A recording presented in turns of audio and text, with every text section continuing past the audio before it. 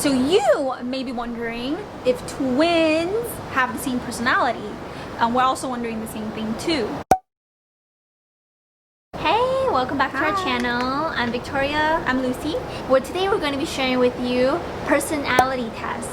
We'll be specifically focusing on the Big Five personalities. The Big Five is based on psychology and the science of measuring your personality. It uses a quantitative methodology that is unlike some of the other personality tests. The key strength of the Big Five is that it offers objective and realistic feedback about your personality and your traits based on your present state.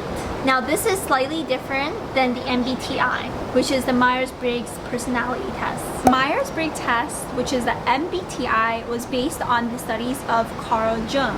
It was based on Jung's theories that humans were different from each other. It was based on the idea that we are all different from each other and we needed different things in life.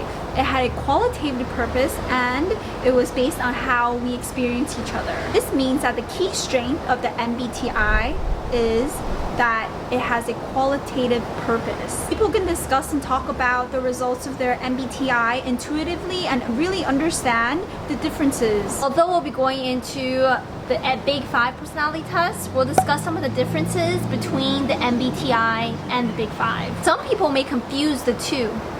Although they seem very similar, they're fundamentally very different. The Big Five is a more scientific model than the MBTI. It describes our personal behaviors versus our intentions, our values. The Big Five was proposed because there are 5 different dimensions that we can measure our personalities based on. Each of these dimensions of the 5 are all distinct from each other. Although personality types cannot predict behavior, it does give us a great idea on how people react differently, behave differently, and also think differently. The Big Five is a trait model and not a type model. So you may be wondering if twins have the same personality. We're also wondering the same thing too. We do know that we have very similar traits, qualities, and we like similar things, but we're not sure if we are considered the same personalities. So we decided to take this test just to see how it goes and see what it means for both of us. We have taken the MBTI test in the past, and we definitely had different personalities. So that just means that twins don't all have the same personalities. So wait till the very end after we explain each of the different categories within the Big Five, and we'll share with you our results and then answer some of your questions about being twins and our similar or unsimilar personalities. And if you have a twin, or if you have a sibling, or you have a best friend, and you guys think that you have the same personalities, take the test with him or her or that friend and see how your results match or do not match with each other. And then leave it in the comment below and let us know. The Big Five personality has 5 dimensions, and we'll go through each of the 5 and what they mean. First one is outgoingness and extroversion. What does that mean? It means, are you a type of person who likes to be social, who's very out of your comfort zone? You like being surrounded by people. You really feel more energized that way, where you're around people instead of, being reserved and more like keeping it to yourself. So I think a good idea of this is, like, if you have a social gathering, are you excited to go to a social gathering, or are you more like happy for it to end? If that makes sense. Like, which one would you be more happy with? And so a quick way to think about extroversion and outgoingness. And the science behind it is that extroversion is related to dopamine activity. Dopamine can be thought as the reward neurotransmitter. It's a main chemical associated with the instinct to pursue a goal. And it's considered that more introverted people have less dopamine in them. They're less likely to go out of their way to chase for a reward or pursue a reward. So do you think that you're more introverted or extroverted? I feel like, this whole quarantine has caused me to be a lot more introverted than I usually am. But personally, I think I wouldn't say I'm one or the other, because I do like social gatherings, but sometimes I do like staying at home and just relaxing.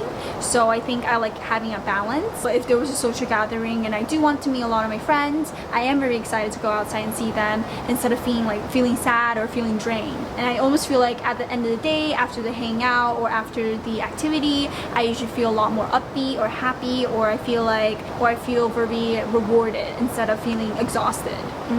That makes sense. I think I definitely feel the same way, but even though with the quarantine, I also feel like I'm less likely to go out when someone asks me to. So we're similar in that way, but we'll see after the results. So the second dimension of the Big 5 personality test is openness. And openness is pretty much how willing you are to different ideas, experiences, and concepts. To be clear, that has nothing to do with your willingness to open up and share your emotions or thoughts. It really describes a person's ability to think abstractly and open to new ideas. So those who are more open are generally more creative, more adventurous, and more willing to try new things. Those who are lower in openness tend to be more practical, more traditional, and more realistic. And the science behind this is that in the brain, if you are more open, it just means that your brain is more interconnected.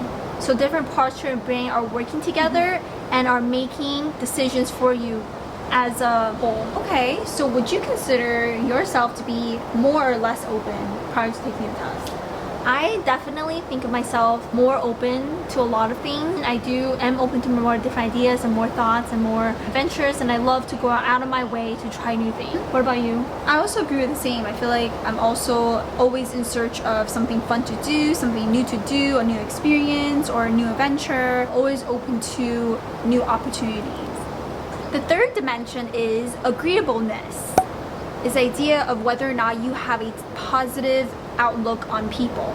It describes the idea whether or not you would prioritize someone else's thoughts over your own. People who are considered very agreeable have a lot of empathy for other people, which means that they can empathize and they can really feel what it feels like to be the other person. They tend to get a lot of pleasure in taking care of other people, making sure everyone's okay. And I almost feel like this is like a very nurturing type of personality. People who are considered less in this dimension, agreeableness, are considered to be less empathetic and usually put their own needs before others. It doesn't mean that it's a bad thing, it just means that sometimes you really care about yourself before you really want to be able to care for someone else. Scientifically speaking, people who have more agreeableness tend to have increased activity in the area of language processing and recognition of people's emotions. Do you generally think that you're a more agreeable person? I think that I'm a very rational person, so if it comes down to something that I can agree upon, usually I would try to agree. But I like to rationalize with things, so not all the time will I constantly feel like I need to agree with the other person. And that's why I always feel like it's okay to agree to disagree. The fourth dimension of the Big 5 is neuroticism. Neuroticism is pretty much about your ability to control your emotions and if you will have emotional swings. Neuroticism is pretty much how well you're able to handle your emotions and whether you are more likely or less likely to have emotional mood swings. Whether or not you're more or less likely to have emotional mood swings. The word neuroticism describes a person's ability to deal with stressors and emotions such as fear, anxieties, negative thoughts, sadness, guilt, and shame. You can think of this trait as like an alarm system, how easily you're able to go off, turn it back on, or turn it back off. So for example, fear is a response for feeling endangered, and guilt goes off when you feel like you've done something wrong. But no two person will have the same reactions to the same situation. So people with higher neuroticism are more likely to react negatively in stressful situations. And lower scores will more likely brush off any negative situation. So neuroticism in the brain, interconnection between a few things such as your negative experiences and how you deal with that, as well as your negative emotions and how you deal with that as well. How do you think you scored?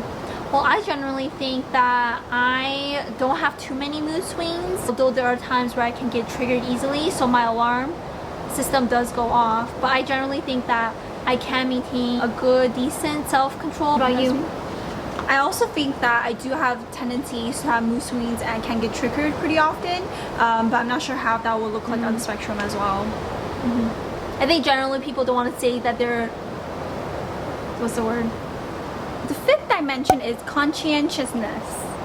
And what that means is it really describes a person's goal orientation and persistence. Those people who are high in this dimension have usually a very goal-oriented mindset, and they're willing to sacrifice any short-term gratification for long-term achievement.